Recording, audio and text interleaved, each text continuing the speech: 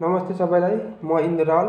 यो नेपालको आन्दोलन जो जेन्जी आन्दोलन छ, खास त्यो भएको पुराना नेताहरूलाई हटाएर नयाँ मान्छे बस्ने, मतलब नयाँ युथहरू आउने, नयाँ प्रधानमन्त्री आउने भनेर आन्दोलन भएको हो।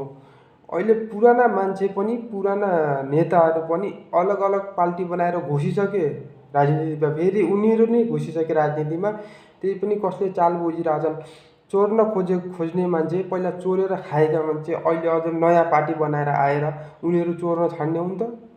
छोड्दैनन्। त्यसैले पुराना मान्छे नयाँ पार्टी होस्, पुराना जस्तो पार्टी पनि होस्, उनीहरूको पार्टीको नाम चेन्ज गरेर आयो भन्दैमा उनीहरूलाई लिने होइन के। म त के भन्छु भने 18 वर्षको युवालाई पनि अब राजनीतिमा इन्ट्री हुनुपर्छ के। यिनीहरू मुजी चोरहरू अलग मुजी पार्टी बनाएर आए, यिनीहरू अझ चोर्दैन भन्ने हुन्छ त?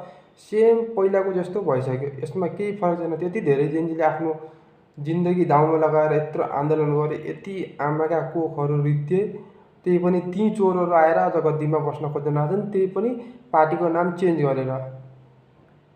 म त के भन्न चाहन्छु भने पार्टीको नाम चेन्ज गर्दैमा चोरहरू चोर्न छोड्दैनन्।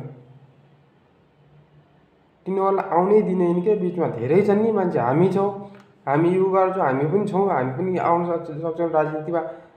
किनकि सिक्ने त हो नि सानो सानो कुरा गरेर। त्यसैले तिनीहरूलाई आउनै दिँदैन कि जो पुरानावाला छन्। जय नेपाल।